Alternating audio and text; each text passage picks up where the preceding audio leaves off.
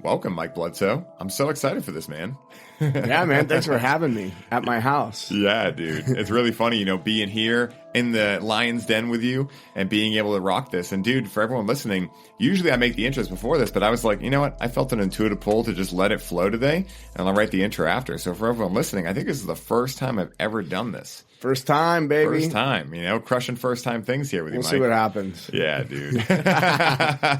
And so you've been on the show before. I think you were one of the first 10 episodes. I think you were episode 6, if I remember correctly. Early on, I know that. Yeah, I remember you were kicking it off, and you mentioned it to me, and I go, I don't know if that's I think somebody should do that, but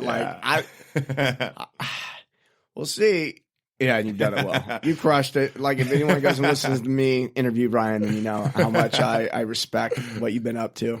Thanks, man. It's funny how this podcast really started out of a conversation where I already had highly optimized, and I was actually going to the retreat that we met at, right? So I was in the back of that 16-person van with Bobby and Ben and Danny and Brian Muka.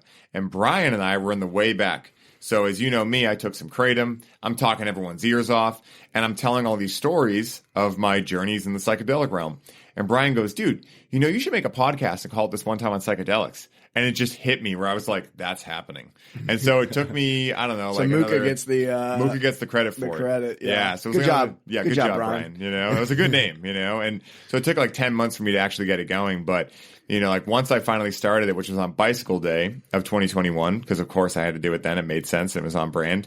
It's just been so much fun, dude. Getting to hear different people's experiences. Bicycle Day? Yeah, which is the first day anyone ever took LSD. Oh, yeah. Well, that makes total sense. So Albert Hoffman, he essentially spilled some on his hands when he was making. I think he was trying to look for a. Afterwards, he took it intentionally. Yeah, he did take it intentionally. Yeah, the first time he put a little bit on his hand by accident, and he noticed like some weird stuff happening, but it was kind of like more of like a medium dose, like not micro, not macro, but somewhere in there. And then he thought he was actually going to go crazy. Like he was like, oh my God, this is wild. But then it started to fade away. And his life went back to normal, and he was like, well, what the hell? So then he took a bunch and rode his bike home, and that's actually where the first person took LSD intentionally to be able to have a psychedelic experience. So it's fucking wild, dude. I don't recommend the bicycle. Yeah.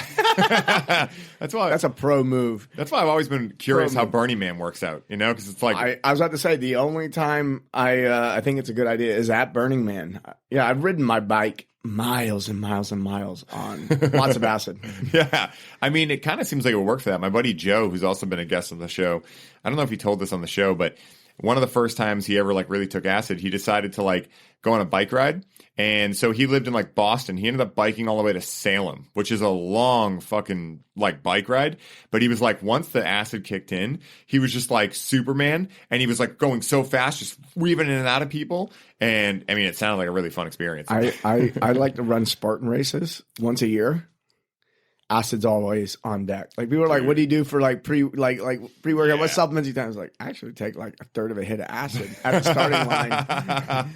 By the time it starts getting hard, it's kicking in. I'm just grinning ear to ear. I'm looking at running through nature. I pick up my spear. I got to hit my target. I'm like Neo in the Matrix. I just hit it right on the bullseye and keep moving. People are like, you did all that high. I'm like, yeah, it's an enhancer. I did it because I was high. I'm better because of this. They all think that it's more of a challenge. I'm like, no. I'm actually kind of cheating. This is performance enhancing drugs, y'all. Yeah. Well, it's so true. I mean, for me, whenever I take LSD, it's I got to be moving.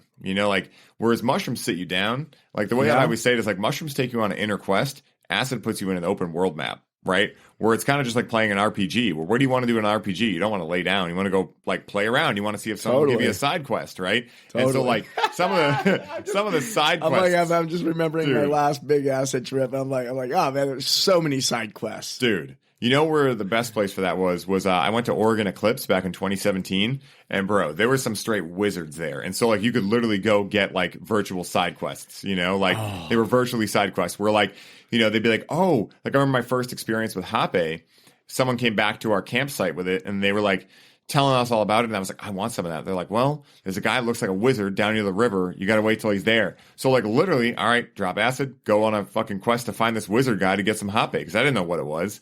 And then I tried it, of course. And I was like, yikes, that was a wild experience. And now I love it. Yeah. Have you been to Burning Man? I have not yet. Yeah, dude, it's just side quests. It's like the whole thing. Like, it's like I'm riding my bike, dude. If you want to be able to manifest, if you want to practice manifestation, Burning Man's the best place. There's something about this. There's so little judgment. Mm-hmm. Like it's the least amount of judgment amongst such a large group of people that I've ever experienced. And I think that lack of judgment creates a world of more possibilities. And I remember one day I'm tripping, going through the desert, and I'm like, dude, I am hungry. I would really love a granola bar. And my friend that was with me was like, well, what kind of granola bar? And I told him exactly the flavor and everything. I shit you not. Like 30 seconds later, someone could not have heard me coming from the opposite direction, comes up and goes, would you like a granola bar? Hands me the exact granola bar that I was dreaming of a minute before. I was like, holy shit. Dude. This is, and everybody's got a story. Everybody, when you talk to someone, like, tell me a manifestation story. Shit's wild. Well, dude, I had a similar experience. I think this might be like a certain festivals, not everyone, but I go to Electric Forest every year. That's like my favorite psychedelic playground to go to. And I had one of the weirdest fucking things happen to me ever there, which was, so we got there. We ended up, like any story with LSD starts, we took some, and it was a lot more than we thought it was, right? That's how every, I think, LSD story starts, right? It's always more than you thought, right? Like, mushrooms, it's kind of like... Yeah, every good story. Yeah, exactly. Every good story.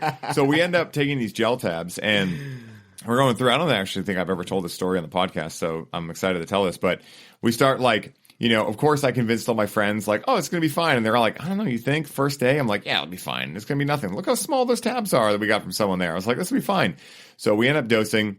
We're walking around, and all of a sudden, like, I start getting that feeling of, like, yikes. I think this is going to be more than... I can handle this, but I don't know if anyone else that bought this ticket with me was expecting this. Because it was, like, 11 in the morning, right? It wasn't like, like we had the whole day ahead of us. And now, like, all of us are starting to, like, kind of lose track of everything. I love early day experiences, personally. It's a blast, dude, honestly. Yeah. And so, like, here I am trying to play like, oh, guys, this that we're feeling right now, I was totally expecting this. Everything's, like, working out the exact way I thought. Where meanwhile, I'm, like, white-knuckling a little bit, like, okay, I've been in this forest 5 times, like, I've gone 5 years, and now I'm trying to figure out, like, where the fuck am I? Even though I know this place like the back of my hand, but when it's getting to that point, you're like, okay. So we're walking around, and we decide finally to put up a hammock. That's like the acid Olympics. You ever want, like, the hardest thing to do? Try to put a fucking hammock up, right? We can talk about this right now and joke about it, and then if we took acid right now when I to start to set up a hammock, it would be that hard still. Yeah. No matter how many times I fucking try, it's still that hard. I've tried to set up DJ equipment several times. Dude. Like I remember, was it my friend and I, we threw a party for New Year's a few years ago. We rented out an entire hot springs resort. It was so dope.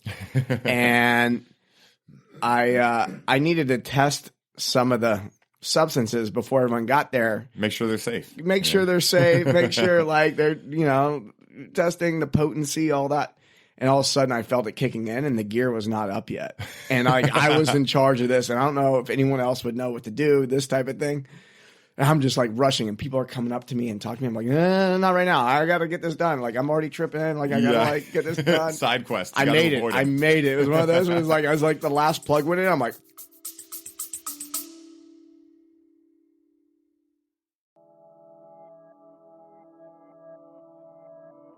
Hey, everybody. I hope you're enjoying the show. I wanted to take a quick moment to let you all know that the doors are officially open for the Conscious Cannabis Collective. And as such, this is the last week you can sign up and receive all of the bonuses we're currently including. This is the last time I will be personally onboarding those of you who sign up with a complimentary one-on-one session, and you'll have the ability to get the Grow with Cannabis course for free during this limited time.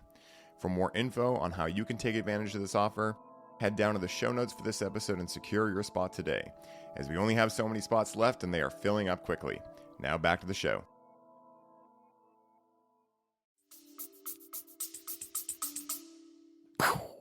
God, I can surrender to this experience now. And so like we're sitting there, we set up this hammock. And, like any festival, there's a lot of characters there. And so my girlfriend and I at the time, we're like, when you're doubling over so hard that you're like, oh, I might actually not be able to take breaths in because I'm laughing so hard. So it's like funny, but at the same time, I'm like, I can't even like function right now.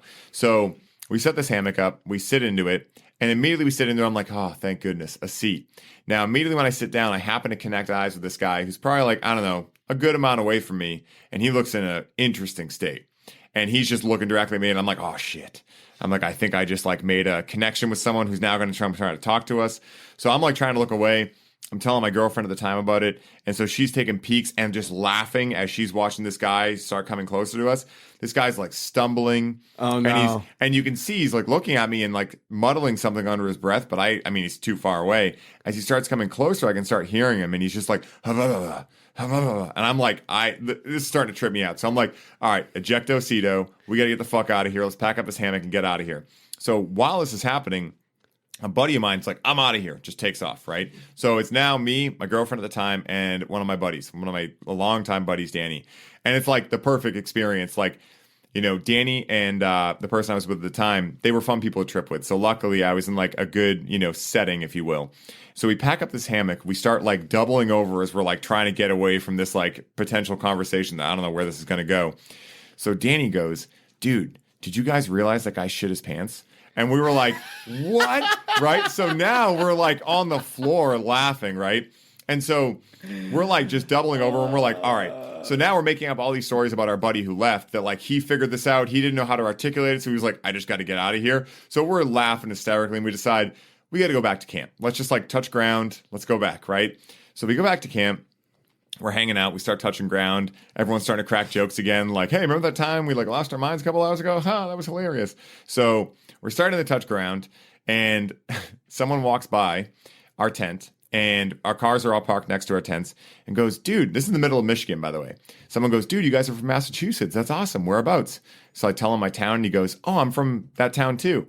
And at first I'm like, cool. Town's pretty big. Still weird as hell. But I'm like, cool, what part? He says the exact part I live in. I'm like, cool, what street? Says my street. And now I'm like, time paradox. Someone followed me here. I'm like, the paranoia starts going through the roof. And I'm like, what the fuck is happening? But those are the kind of things that happen, like that manifestation you were talking about. We manifested this guy who literally lived 10 houses down from me in Massachusetts in the middle of Michigan and 50,000 people. And we just happened to be at our tent at the exact second he walked by to initiate that conversation. It's like, what are the chances of that? Like those are the weird things that always happen, especially with acid. Like I notice synchronicities with other things, but LSD, it's almost like the immediate comedy button from God or Source where it's just like, watch this, That's true. It's just wild. That's true. That's true. I was once, I did a couple hits of Unicorn down in Costa Rica and gifted to me by an angel. And I'm at Envision Fest and we have a camp there, the Superhero Academy camp. And it's like Envision Fest doesn't really do many camps. There's usually like just one or two. So we were lucky enough to get that spot. And, me and a couple girls like drop acid that day. And it was way more than I thought it was going to be. And I'm just having to like lay in a beanbag at the camp to recover. And as the sun goes down, there's like fairies walking by and people dressed as animals. Like it just starts getting like really, really trippy. And then all of a sudden these people in white clothes come out. By the way, like I was in a part of the camp where nothing was happening. There was no stage here. Like there was a stage, but it was on the other side. Like there's nothing. I didn't think anything was gonna be happening in this area. All of a sudden these tables start getting put up right in front of me and covered with white linens. And then there's just a whole production just in the jungle. A whole production just starts coming together. and then someone walks up from the camp and is like, oh, are you ready for Shabbat? Which is like a Jewish meal. Like they do it on Friday nights. It's like it's a ritual. Yeah. Right? And I'm like, I'm not Jewish. I don't even know what Shabbat is. Yeah. I'm like, all right. Me and some friends. Do you know Charles Clay? Yes, I know Charles Clay. He sits right across from me. So he and I are in the same ride. He's sitting right across from me. And dude, we do the prayers and the like everything. We're like sitting up, standing up, and doing all sorts of shit. I don't know. Yeah. We were laughing so hard the whole time. We like went really into it too. But there was about a group of 6 of us total, and we were just like way into it. I was like, I think we might be the highest people. Yeah. And it was 100-person Shabbat. Dude, we went and the funny thing is we were, everyone else kind of, I imagine other people knew what was going on. We were totally not with it. And we made sure to sit in the back. And so when they started feed, they were like, all right, let's get food. Start in the back. We were the first ones to get food on top of that. So like, I don't even know. And by the time we were done eating, people were still in line. Oh like my to get God. it. And I'm like, I did nothing. It was just like, I had an awesome Shabbat experience. I was the first to be fed. And like, I didn't even know what it was an hour ago. That's so funny, dude. Yeah. Well, again, side quests, right? They just start popping up. You know, Yeah. it's like, you know, we're getting a lot of traction for this theory of side quests right now, Mike, if you didn't notice that. Like, this is a lot of evidence to point to these side quests just popping up. And I think that, you know, a similar thing, same, but definitely different, happened to me at Oregon Eclipse, where sometimes just weird shit happens, dude, right? And so, like, for anyone who went to Oregon Eclipse, you know how fucking weird that was. It was like, it was so fun. It was the best festival I've ever gone to. It was like a week or two after Burning Man. I think it was before. Or before. 'Cause people That's were right. going People- right from there to I was Burning like, Man. I don't know how you do both. Dude, it was an 8-day festival too, and super dusty. It was in the highlands of Oregon, right in Prineville. Yeah. So like, and there was forest fires that time. So like, certain days it was just super smoky and dusty, which like talk about lung health. Yikes. So there were it was a huge area, like probably similar to Burning Man. Just like, I mean, you could walk for an hour and not even be at the other side of it. And so my buddy Danny and I, because he was there, we ended up eating like, I don't know, probably like 3 or 4 grams of mushrooms. And our plan was there was this big dome that you could just lay down and go on this journey like in there. So we were like, all right, we're going to make our way there. But on the way there, we saw this like stage, right? Just popped up in the middle of like nowhere, this theater. A bunch of people sitting down. So Danny's like, let's check this out. I'm like, all right. So we sit down, and it was like, you know, like horror movie music where they're like that kind of stuff. That's like what started happening. That sound started playing. And then this girl comes out on stage in complete white with like black hair, white face paint, and black contacts. And she starts like, I don't know, doing this like dance thing, but like at one point she falls off the stage. Now I think like, oh my God, this person's fucked up. They're like falling off the stage. I guess like I figured it out half the time. Like, okay, this is kind of like what's supposed to be happening. It's supposed to be weird as shit. And then, so I'm like really starting to tweak out a little bit because I'm like, all right, this is like aggressive energy to be in right now. Like, I don't know about this. So Danny's sitting in front of me. I look to my right, and all of a sudden, I did not notice this person was crawling up to me, but there's another girl in a white linen with green face paint, like pastel green with black contacts. So when I look to my right, I'm just like, all right, let me stop looking at the stage. I look to my right, and she's staring directly into my soul. I have like a solid 5-second uncomfortable eye gaze with this creature. And then I look back to Danny and I go, dude, can we get the fuck out of here? I'm like, what is this? Dude, I tried to find what event that was and have never been able to figure out what it was. I have so many questions, and hopefully maybe someone listening went to that and can tell me what that was, because that is still a question burning in my mind 5 years later. Fucking crazy, dude. Dude, that's amazing. That's amazing. It's just these kind of things happen, man. You know, it's like, not to mention, you know, the actual eclipse was hilarious because it was like at like 9:30 in the morning. There was a record label called Deep Eddy, Deep Medi rather. Deep Eddy's vodka. I don't even know why I know that because I don't drink, but that's programming for you. But Deep Medi was playing all night. So my friends, they came for a lot of those artists, and I wanted to see them too. A lot of like really like dark bass, like just that cool vibe. Mm-hmm. So I was like, you know, I came here for the eclipse. I want to at least sleep for like 6 or 7 hours and be like with it for this eclipse. So like, all right, we'll come wake you up. So when they come wake me up, they drop a bunch of acid on my tongue. I'm like, okay, cool. So we go to see the eclipse, and it's like this big journey, right? It's like going to this big open meadow. So it's like they were supposed to only sell, I think, 30,000 tickets. And the rumors, I mean, I was there. It felt it was like 60,000. Damn. I mean, it was crazy. So, and they didn't have the right infrastructure for it. The water wasn't a full-on, what was that, Firefly or whatever? That thing. Fire Festival. Firefest. It wasn't like that, but it had the ability to turn to that, right? So like there was that kind of like, and for anyone who goes to festivals, you know, like, you know, it's kind of that feeling that makes it more fun when you think like, I mean, Burning Man's that way. It's yeah, like, there's a lack of organization in something. Exactly. It's like, what do I do about that? I'm like, I don't know, you just figure it out. Yeah, exactly. And it's like, it's Where's the kind of like toilets? that. Yeah. And bring a bottle. Yeah, exactly. And so we're all walking to this thing. I'm starting to come up. Now, again, I had been interacting with medicines for a couple days. So for anyone who's done that, it's not going to be as strong. So it wasn't like I was overpowered by it. Because again, I wanted to be there and experience it. But it was like one of the strangest experiences because we all walk out there. And as we're walking out, of course, totality is starting to happen. And like it's getting closer and closer. And as that's happening, you can feel the temperature dropping like crazy and just a lot of weird stuff. So we all get out there. And like, it was just wild to me because here people are, they've traveled from God knows where to see this eclipse, and they're like waiting until totality to like rip DMT, and like people are falling back screaming. It was like pretty madness. And I'm like, why are you doing that right now? It was kind of strange. But when the eclipse happened, all the animals left at the same time. It was like super eerie and quiet. It was like a weird thing, dude. I don't know what it was, but the indigenous elders were there, like, doing prayers and everything. But it was one of the coolest things because here I am coming up. And as soon as the totality breaks, Here Comes the Sun from the Beatles starts getting played through all the speakers. Everyone's dancing. And then Spangle comes on right after. So it was like the most wild experience. And I think it was the last set Spangle ever played with their singer, who's like in his 70s. I think his name is Ra. I'm not familiar with Spangle. Spangle, bro. So what? Dude. All right. This opens up another story. So when I first started experimenting with psilocybin, my friends and I, we didn't really know what the hell to do. We were young. And so we would, put on music and just kind of like trip out on the couch, right? And just listen to it. So there was a time, I'm so glad I'm talking about this too. This is an old memory.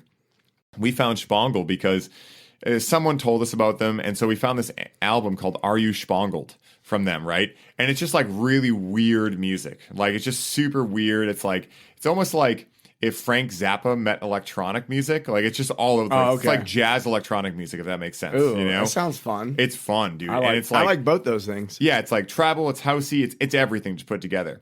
And then like they have live paintings going on. So anyway, I remember us fucking dying laughing, looking at this like, because we had it on the screen playing the music and it was just the album cover. And it was just, are you spangled under it? And so all night we're just yelling at each other like, hey, are you spangled yet? And it was just like the fucking funniest thing. And we're watching this, we thought all night like, oh, we're watching like a YouTube video of this album. And they must have some cover art because this thing is changing like crazy. Was not changing. So here I am seeing Spangle live for the first time. And it was funny because remember I told you like the music's kind of strange. So at a certain point, I'm like, are these guys ever going to start? So I started asking my friends because we're all standing there. My friend's like, dude, they've been playing for like 20 minutes. And I'm like, what?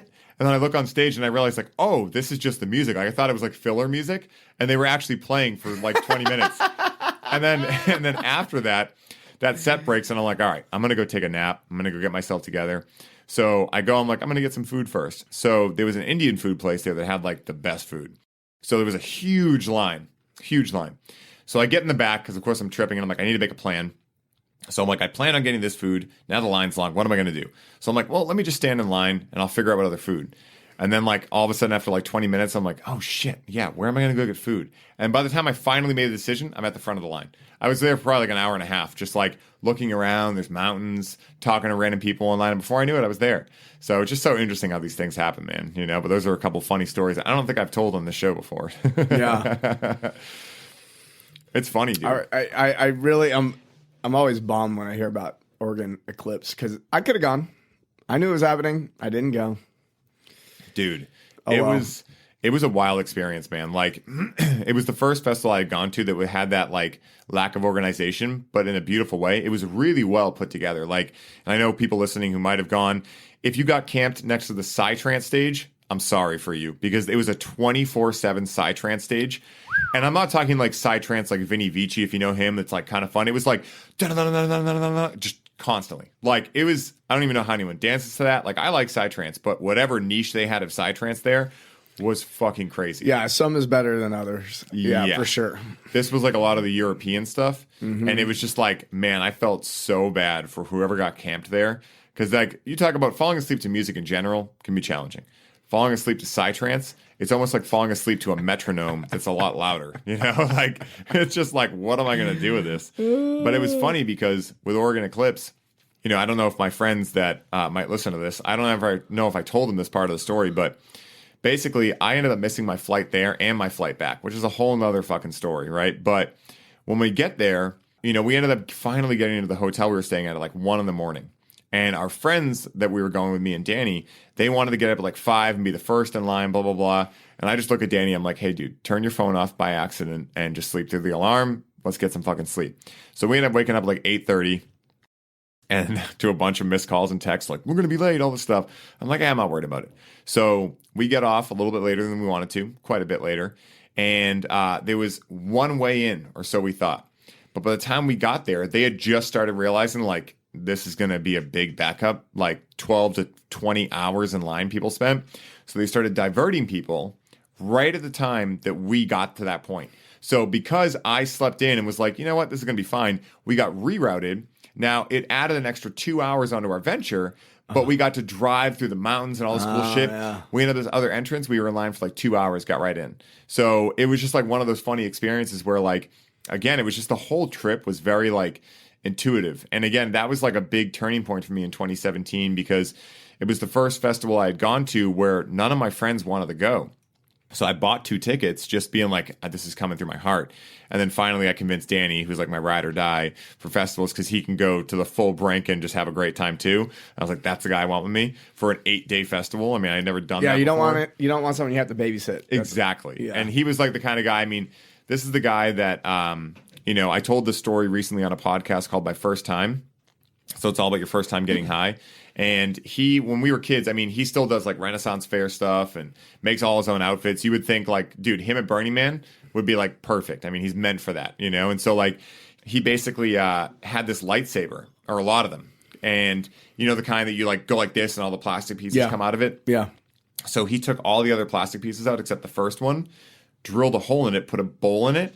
And then whenever we would interact with cannabis, he would say, do you want to go to the dark side? And then he'd hit the light and it would turn red and it was a steamroller basically. And so like, it was just so funny going with him because that's the kind of guy who I could literally just go on my own adventure. We'd meet at some point in the night and he'd be like, I got 3 friends. I'd be like, me too. And then we'd all just have an epic adventure. So it was just so funny, man. Those kind of adventures are hilarious. Those are, having those people on your team. Yes. Critical. One thing I'm curious for you that I have never asked on a podcast before, but since we have a comedy episode happening today of just funny stories, waiting in line for festivals, right? Yeah. It's a thing, right? Yeah. And for anyone listening, like it's a thing that you don't plan for a lot of the time. You're like, oh, that'll be fun. And then you get there and you're like, what do I do? What's your favorite thing to do when you're waiting in line for a music festival? I don't know if I can share. You have to use the swim analogy. Well, someone who isn't me says, Yeah. Well, the most I've ever been in line was for Burning Man, and that was about I've been in that line 4 times. The 5th time I went was the Renegade. There was no line to get in because there was no barriers. Yeah. So, yeah, I've been in line for 12 plus hours before, and I planned for it, and, you bring snacks and all that. But on the way into Burning Man, there's a few different sections of like people set up tents to sell their wares. And I always set aside like $500 to get one thing. I'm going to get one dope piece on my way in.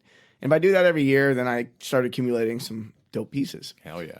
And so, one is like thinking about what I currently have in my wardrobe and what would be amazing. And then also the excitement of getting out and then being shown shit that I couldn't have ever imagined on my own. Like, it's like, oh my gosh, I got to have that. That's going to go really well. So, like preparing for that, getting it. And then, that's like the halfway point of getting in is like getting one new piece of gear.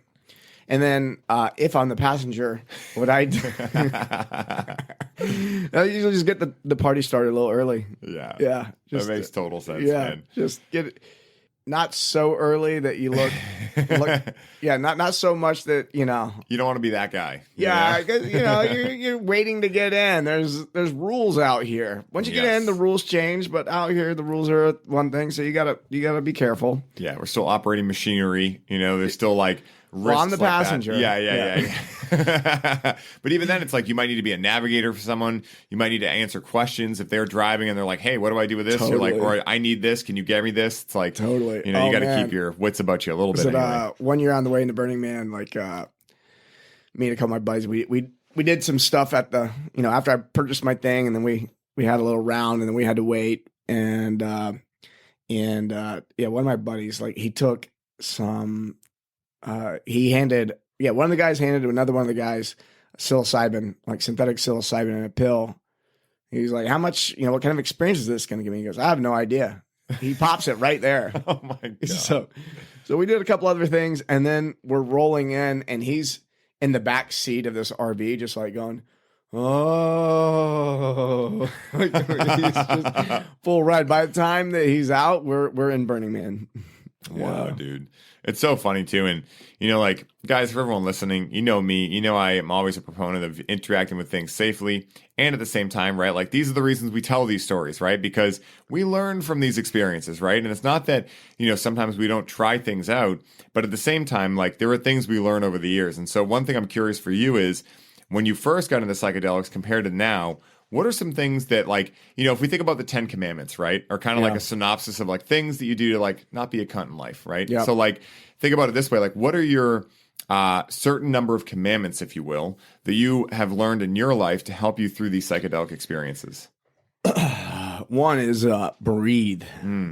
There's just, and that's a great place to place your attention on a psychedelic experience, because it's going to transfer over into the rest of your life, right? That's going to be right there. So, like, if you're ever feeling ungrounded, or you don't know what to do, or I'm having a heavy experience, it's really get present with the breath, even if you're afraid that you're going to stop breathing. Yeah, which is a thing. Yes. So one is breath. One is, when it comes to the I guess two would be like the intention. So, like, when I'm coming into something, what's the intention? It could be to have a good time. Yeah. But I know why I'm doing something. It's never a mindless thing. I know what I'm doing. I know how much I'm doing. Was it a dose, set, and setting, right? Yes. Like, the dosage, that's a lot. And then the set, that's your mindset. Where's your head at right now? And what's the setting? These are things to consider when you're doing these things. And that lines up with the intention too. Like, I wouldn't have the intention of, I wouldn't go to a party and have an intention of, like, healing my childhood trauma. Yeah. Like make it a practical intention. Yeah. Yeah. Don't go to a Subway and order a ribeye. Yeah. Like, exactly. It's not going to make any sense. So the, so there's that. Let's see what else. So for the intention setting is like, it can be whatever you want to be. It could be fun, it could be serious, it could be whatever, but know why you're doing it. Yes. And just make sure that the setting that you're in supports that. I've rescued so many people who started setting an intention for an environment. I was like, this isn't for that. Like, somebody's like, I want some deep healing. I'm like, we're at a party. Like, everybody's really wanting to have a good time. Like, I totally support you in doing that, and let's do that another time, or maybe you do it with somebody else somewhere else. But, like, we have to consider the entire group here, and so there's also that. Yeah, I mean, that makes a lot of sense too. And, at best, right, maybe it just, like, kind of like makes some other people at the party wig out, right, if that's happening. At worst, though, like, you go through something that you actually can't integrate because you're still disintegrated because you didn't have the space around you from which to actually make sense and contextualize that integration, or that intention, rather. And I think that's a slippery slope for a lot of people. We talked about this a little bit in your show, that I think the concept of intention right now is kind of getting played up to be like, it has to be always very serious. And it's like, it really doesn't. And I know this because, people might hear me say this and go, well, what does that guy know? Well, I've talked to really high level shamans like Hamilton Souther, and he says the exact same thing, specifically with cannabis, but also some other things too, where he'll go, right now, what I'm looking for is relaxation. I don't want any downloads. I don't want any insights. I'm looking to learn how to better relax my system. Yeah. And I think that's equally important because, again, we talked about this in your show too. It's like, be here now. So what is the challenge you're going through in your human experience right now? It's all well and good to want to go be an infinite starseed or meet God or any of these things. Those are fantastic. But what is like a practical thing that you can tune into right now that can actually help you in every day of your life? You know? And I think the bigger the intention you make, the more time it's going to take to actually make that make sense and integrate it. But I think, like, well, again, one of the reasons I love cannabis is because you can actually go through and have these experiences where you go like from here to like just right there. And then you're able to integrate it in like a day or two, or even integrate it on the go. You know, in cannabis, like if you get a download to break your creative block of like, oh my God, I'm going to sign up for a paint class. You could literally take out your phone and sign up for that class right there and take action on it. Try doing that on 5 grams of mushrooms. It's just not as easy. It doesn't mean it's not possible, but it's not easy, you know? You command somebody to do it for me. Exactly. Oh, sign me up. Yeah. You won't even be able to write it down. You know, it's like, please write this down for me. You know, I used to keep a chalkboard in my living room where, it might be 4 a.m. I woke up one day, like just mind was just running and running and running. I was like, oh man, I'm getting so much creative energy. And then I was an hour on the chalkboard. It's 5 a.m. My ex comes through. She's like, what's going on? I'm like, oh my God, I'm getting downloads. She's like, you should probably drop acid today. I was like, that's a great idea. Went in the kitchen, took some acid, and then like got back to work. And it was like just a whole day's solo journey. She kind of hung out in the background. And so take advantage of those things. But the one thing we're starting to get into is which is really the thing that I think needs the most attention is the integration piece. You know, you've got your setting, your intention, the breathing, and now like how do we integrate this? And I was actually hanging out with our friend Leo Savage this morning. Oh, and dope. Yeah, I had him over and made him breakfast. Leo's the man. Yeah. Dude. What a hilarious guy. Love that guy. He's so funny. So he goes, how many people have you met that sold all their shit? I was like, a lot. He's like, how many do you know, I played a role in this a lot of times because I've done it twice. But I was talking about, he was like, man, it seems so hard. I was like, it's actually a cheat code to integration. So integration is all about how do you take the lessons and apply them to your life. I say, I define learning as behavior change. If it didn't change your behavior, you didn't learn it, right? But in school, they train your mind to believe, they train you to believe that if you remembered it, that you learned it. But it's bullshit. And it's a great way to go nowhere. So I really focus on like integration is like, how is this going to change my behavior? And the thing is when we have a transformational experience, a lot of times people will describe it as a healing experience. Oh, I had a healing experience and now I'm transformed and this and this and this. And then you check in with them 2 weeks later and they're doing the same old shit. They didn't integrate it and they confused the experience of awareness with the experience of actually healing and creating strength in that area. And so when you go back to your everyday life after having an experience, you're going back to a world that is completely structured to support who you were. Because when you go through a transformational process, you are becoming someone new. Yes. Something old is dying and something new is coming online. If you have an entire life, your house is a certain way, your boss, the people, how they treat you, all these things impact that. So you have structures to support who you were. Dude, it's going to be so hard to integrate your transformation in your life. And that's why for most people, it seems like it's a crawl. You know, it's so slow. And one of the cheat codes I have is sell all your shit. Sell everything and then like get down to 2 bags and then travel for 6 months or a year and figure out the money thing and, you know, be creative. Doesn't mean you're going to be lazy. You know, you can work. So you want to break away from all the structures that are pushing you and trying to hold you. You know, you designed it to hold you there. So break away from that and then create a ton of new novel experiences. Because when you go through a transformation, have a transformational experience, you actually don't know what you like and dislike and what's in alignment and what's not in alignment. You got to go try it on. So travel around, get into different countries, different social groups, visit your family, like do all these things, like really mix it up and take note about your experience in each one of those environments and what you liked about, what you didn't like about it, what that allowed for you to be or not to be, and all these things.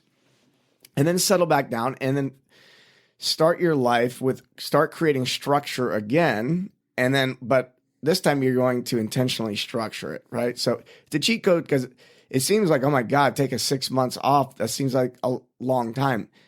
Well, for the amount of transformation that will be realized in your life, 6 months ain't that long. It's nothing. So get rid of everything for 6 months, maybe 6 months, accumulate things back. And I'm not just about physical things, just like, your schedule, get back into your yoga or your CrossFit or whatever it is that you're doing. Like get back into, if that's what you want to go back to. You may have found that, I want to now do ballet. But, so like it's a cheat code. And you know what? I haven't talked about this. I've been wanting to. Do tell. Yeah. I just noticed there's a lot of talk about integration going on around. And there's lots of integration coaches and love it. And I want to give everybody a gift, and that is just to think about integration in these terms, because I think that every coach in every industry gets a little myopic. Right? They get a little nearsighted. They think that their thing is the most important thing, and it's the whole, right? And it's just a part. And so there's a guy named Ken Wilber who's just a big league philosopher. Yeah, you're nodding your head. You know who I'm talking about. Yeah, that's awesome. And so he really brought together integral theory. And part of integral theory, he has this thing called an ACOL map. So it's a 4-quadrant map. And the upper left-hand corner is the internal self. Upper right-hand corner is external self. So on the right side, you have the external. And at the top, you have the self. And then the bottom is the collective. And the bottom left-hand corner is the internal we, which would be, and I'll talk about what each one of them is. And then on the lower right-hand corner, you have the collective environment. So like the collective external would be the physical environment. When I'm coaching somebody, I want to look at every single one of these quadrants, right? And so the internal self is going to be your language, emotional intelligence, a lot of things that are called spiritual may fall in this category, psychology, all of this, right? That's the inner self. That's your inner dialogue. That's that's your internal world. And then you have your physical body, and it's like, and by the way, all these quadrants impact each other greatly, right? And what's your physical body? And like the thing that I'm trying to always reduce in every quadrant is conflict, and I try to increase harmony. So internal self, how do I increase harmony, reduce that? External self, when I'm looking at physiology, I want to reduce inflammation, and I want to raise the energetic potential of the cells. So the mitochondria health. Those are like the two pillars, right? It's like, how do we reduce inflammation? How do we maximize energy, yeah. Right? If you can do that, because all disease comes from the inflammation, right? Yes. So we're doing that. And that even comes into movement practices, biomechanics. And the reason is if you have poor posture or a joint is moving through a range of motion it doesn't belong, it's going to cause inflammation. There's going to be something rubbing. It's going to irritate it. And then, same as like being out in the sun too long. It's just, there's radiation hitting you and your skin is experiencing inflammation. And so something to consider there, internal which is the conversations, like who am I hanging out with? Who am I spending time with? What do we talk about when we're talking? I even, there's a little bit of debate on this. I say debate. I'm the only one that disagrees. There's a major debate. There's a major debate happening here. I put laws into the category of the collective we, whereas, or the internal we, whereas the philosophers, a lot of the people who put this together, they consider laws to be in the external realm, but it's not, because it's just words, right? 100%. It's just words. Yeah. So and we know that not everyone follows laws, right? So what's going on there? If it was just an external thing, then everyone would follow them, but it's got to be something internal that's leading some. It's not a real law. Yeah, exactly. Yeah. It's called a statute. Yeah. And that are followed up by opinions and requests and offers. Yeah. These are not laws. Yeah. They tricked you. Yeah. You've been duped. You've been duped. Hey, look, don't feel bad. I was duped too. Me too. Dude, I was super duped. So internal we, it's the conversations, who you surround yourself with, the nature of your relationships. External that's your physical environment, like, are you getting clean water? Are you getting sun exposure? Are you, blasting yourself with Wi-Fi 24/7? Like all these things. Like when you walk outside, what's the quality of the air? So consider all 4 of those quadrants. And I find that most coaches kind of like they hone into one of those quadrants and become the expert in one of those quadrants, and they think anyone who's concerned about the other quadrants is silly. Like so many people in strength and conditioning, you start talking to them about really high quality water, and they'll just roll their eyes. Like they're like trying to get as big and strong and powerful as possible. I'm like, yeah, but like your body's like 70% water. Like, yeah. Don't you think that matters? You think like maybe we should consider that a little bit, like do a little more research on this before we just write it off? But that happens, right? That's super typical. I think a lot of coaches are becoming more holistic, but I'm seeing this in the psychedelic community, right? And I try to get away from the psychedelic community, but it just keep following me around. I don't know. It's weird. Yeah, it's weird how it happens, you know. So must be a vibration thing. Yeah, you know? I'll take it. Yeah. Just noticing like a lot of people are focusing on the psychological aspects of integration, but the physical practices, like just going and doing yoga. If you weren't doing shit before, that's great. But look, you probably need something that's a little more. I mean, you're a Czech guy, you know. Mm-hmm. Like you need something that's going to help you build a new structure, right? Like most people are just being flimsy, right? They're too flimsy and they need more structure. 100%. Dude, like someone's having a hard time integrating after. I'm like, fucking go do a deadlift. Yeah. Like let's go ham on something, right? That's what the masculine is good for. It's like it provides that structure. It's like anything in too much is going to be a challenge, but I think there's a proper amount of structure that especially after a psychedelic experience one needs. And I think a lot of people, like you're saying, lack structure in their lives. You know, like that's what I found in coaching people. They're like going and doing another psychedelic trip and they haven't even deadlifted heavy yet. Yeah, like, exactly. Like you didn't build the foundation. Your physical body is the foundation for a lot of these things. Yes. So you got that, and then you've got your social, you know, who you're surrounding yourself with, what's the nature of your conversations. You could hang around some of the same people as long as you change the conversation. They probably won't like that. They rarely do. But, you know, just as a thing to consider. Yeah. You don't need to ditch everyone right off the bat. Give them at least a chance, you know? Yeah. Yeah. And then your external world, like, dude, you walk into my house, you drive to my neighborhood, and you're like, okay, suburbs. You get inside the door, and you're like, oh shit, this is a vibe in here, right? It is. And it's amazing. We did it on purpose, you know. The intention of building out the house is it's a sanctuary. I want to live in a sanctuary. Doesn't that sound nice? Yeah, it sounds amazing, dude. Fucking A. You want to be able to have your everyday life resemble the magic of a psychedelic experience, right? Like, you know, you don't want to have to necessarily be running away from your life for psychedelics or anything, right? It doesn't have to just be psychedelics, but yeah, you want your home to be a sanctuary. You want it to be the place you can recharge, not be drained more. Yeah. So like I'm very, you know, like I got my spring water. I've got a good enough view off my back deck. I got a little waterfall thing happening out there. You know, I got a big banana trees. You see the banana trees back there? No, I didn't. Fucking dude. Huge. You can have banana trees here in Austin? Yeah. Dude, that's amazing. I love bananas. I'm actually going to plant some plantains soon. Dude. Yes. Plantains are a new venture for me that I've been getting into so hard. So good. Like, it's like banana's cousin, you know? I kind of accurate. Yeah. Yeah. We cook them up regularly here at the house. So like all these things, you know, you got to look at all of them. I think that I've witnessed some people, one of these Silicon Valley execs, for instance, have shitloads of money. They're dropping a crazy amount of money on integration with a coach, and they're just getting the psychological aspect. They're not getting any of the like physical stuff. They're not getting them out in nature. I mean, the best way to like reboot that is just go backpacking for a few days. Yeah. I promise you. It's a complete reset. Total reset. Every time I do it, I'm shocked, you know, and I've done it before. So it's like every time I do it, I'm literally shocked at how well it works. Just like 2-3 days backpacking. Well, here's the thing. They did some research and they found that people that have their circadian rhythm off the most, which is incredibly important for your health, which things like artificial light totally throw it off and other things. But if you do 5 days in nature, no electronics whatsoever, 5 days, you get to neutral. Like you align with your rhythm.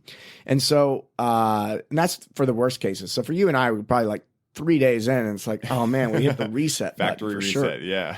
But for instance, there's this person who's, doing a big psychedelic experience after experience, not grounding in. I'm like, well, I would tell that person, like, let's go backpacking for 5 days. Like, you can drink ayahuasca, you can do all these things, but can you take 5 days and do no substances and just be present with nature, with what you're feeling, bring a journal, like, let's walk, let's talk, let's do all these things. Man, there's people talk about like, I was talking to a guy last week. He goes, I don't have enough money to do all the experiences I need to I feel like I need to reset, but I really can't like afford anything. And it's like, dude, you don't have to go to a fucking retreat, and you don't have to go to a retreat in Costa Rica to reset. Grab a backpack, accumulate some gear. You might have to invest a little bit. Grab a backpack, go out in nature. It's free. Yeah. It's free. Like, the best therapy on the fucking planet is free. You just go outside and you sleep out there and you hang out there and you stay off your phone. You'll be great. I mean, and think about it too. It really is a psychedelic experience doing things like that because, think about it. Like, in a psychedelic experience, you're going to be faced with some level of who you are, and that is either going to make you excited or make you have a challenge, right? Based on who you think you are and who you actually realize you are, And so when you go out in the when you go out in the nature for 5 days, well, you're going to have some times that are real big highs, right? Maybe you climb a mountain and you're like, holy shit, I didn't know I could do that, right? But then you're also going to have that feeling of like, oh my God, I need to do more. Oh my God, am I stuck in the doer? Oh my God, is my life based on how much I do? And so you're going to have these same types of realizations happen. And then hopefully you'll be able to move through them, sit with them, journal about them, do whatever it is, and come out of that experience with some gained awareness, And so it's, I'm a big fan of saying that you can make anything a psychedelic experience if you choose to look at it that way. But I think a lot of us, and I'll put myself in that category for a long time, I did too. I just got so inundated, or maybe inundated is not the right word, like so regular or normalized into the experience of life that I forgot how amazing it is to look at the stars, that I forgot how amazing it was to take a walk without my phone, right? Without, I need to capture something for Instagram. This is one of the funniest things too. Me and my girlfriend were talking about this, and she was like, yeah, it's like, it's hard because like when I'm really having fun, it's like, I try to capture it and I'm like, listen, you know why it's hard to put real fun on Instagram? Because guess what the last thing someone's thinking about if they're really having fun is, let me go to my phone and capture this. That's why for me, the only way to make content is to have someone follow me around and hopefully capture moments I'm really having fun, but I don't have to do it because it's such a weird thing. And I know we're going to the side tangent with that, but it's like, dude, it's a very strange thing. And so I think that like being able to go out and have these experiences, you don't need more psychedelics. You need to make life the psychedelic again. Yeah, it is. Make it cool. Well, this is I find the same thing. Like, my life is so interesting. like somebody, I saw a post the other day on Facebook. It was like, how many of you wish that your life was as interesting as how it looked on Instagram? It was kind of like a jab. And I was like, dude, I wish my Instagram looked as good, half as good as my fucking actual life. Dude, same. This is like, I am crushing. And I don't know how many, most of the time that someone might whip out their phone, I'm like completely immersed in some type of blast, and someone else is taking a picture. I'm like, what? How are you even thinking of that right now? I know. Like, it might be a superpower. I don't know. It could be a superpower. Yeah, maybe other people can do it. I mean, it's definitely not my thing, but who am I? I mean, we're just idiots. Yeah. Just a couple of Luckily, we're together talking together. We're not smart enough to have a good time and take pictures. It's like, sorry, guys, I can do one or the other, And I suck at taking pictures, too. Rachel can tell you. It might be just a man thing, Yeah. Well, you know what I think happened as a good thing for the universe giving me a premonition was I went mountain biking, and I gave my phone to my buddy because I was like, well, if I fall, I don't want to hurt my phone. He was a better mountain biker. He ends up falling, broke not one, not two, but all three of my cameras. So now I can't take pictures. Like, they look like they're from like a 1998 Polaroid, disposable camera. Yeah. It's like absolutely atrocious, Yeah. So the universe might have done that as a, a sign. Well, something that we were talking about before this is like just how weird social media has gotten and gross and all that. But like, I like being able to write. Like, the problem with Instagram right now is they try to copy TikTok, or they did copy TikTok. Yeah. And now I don't have, at least I could write something before and have a conversation, but now it's just turned into even more scrolling than it was before. So it's really disappointing. So this is why I like email for marketing. We were talking about this is because I can go have my experience, be completely immersed in it. And then I can share with it. If I'm good enough with my words, I'll describe it well enough to where you're going to be entertained. Yeah. And I think that's a better way to be. Dude, honestly, we were talking about earlier, like I see kind of a like a remembering or like a returning happening, right? Where it's almost like in the hero's journey, you got to go out and you got to conquer the world and do everything. And then you got to come back to where you started, right? And I feel like that's what's happening right now with like the pandemic. We went so the other way with a lot of us, right? Being like, I'm not going to do this. Other people went so far into it. So it's like now we're coming back to returning of like, all this technology is great, all this amazing stuff, TikTok, Instagram, whatever. What about email? What about like actually like meeting someone face to face? What about doing a podcast in person, right? Like write a letter by hand? Yeah. Oh, that's what's coming next. Dude, it's so funny too. Cause like I can tell that's happening because of like how profound it is when like Burning Man has that temple where everyone writes the letters to the loved ones. And it's super profound, but think about like how actually like human nature that is to write a letter to a loved one and then burn it. Like that, like if you ask someone, I don't know how long ago, but back in the day, let's just say about that, they'd be like, oh, that's pretty normal. But now it's completely new to us. So it's just, I don't know what we're tapping into here, but it's very interesting how we come back. I mean, we could go out, we come back, we go out, we come back. It's very interesting. It's like a boomerang. Seasons and cycles, man. That's what we're living in. Yeah, dude. Yeah. Well, Mike, this has been amazing, dude. Thank you for doing an off-the-cuff podcast. I mean, I've never done one like this where I didn't know exactly what we were going to talk about, but it was perfect, exactly like I knew it was. Oh, excellent. Dude, where can people find you? Where can they connect with you? I know you got some cool stuff you're working on. Yeah. If you want to drop any of that you're working on, where people can find the Strong Coach, etc. Sure. Instagram, Mike _Bledsoe. I almost forgot my own. That's a good thing, dude, right? Based on today's thing. It's fading. If you forget your Instagram, you're in a good spot. Yeah. You can check out a lot of the stuff that I'm up to at thebledsoshow.com. And I'm rebuilding a site there, so we'll see if it's done by the time you get there, hopefully. And if you're a coach and you want to help, if you're like, look, I want to build a business, I want to be full time, I want to have that freedom, then we got a bunch of business resources for you. And we're not really, I started because a lot of the business coaches out there were at the time, because this is 4 years ago, it was like seemed really stuffy and didn't have that spiritual aspect to what was going on. And a lot of them still don't. But, if you want to come hang out with some people who get it and also who get business and have fun, this is a good place to come. thestrongcoach.com. Beautiful. Well, man, thank you again. This has been amazing. To the gods we go.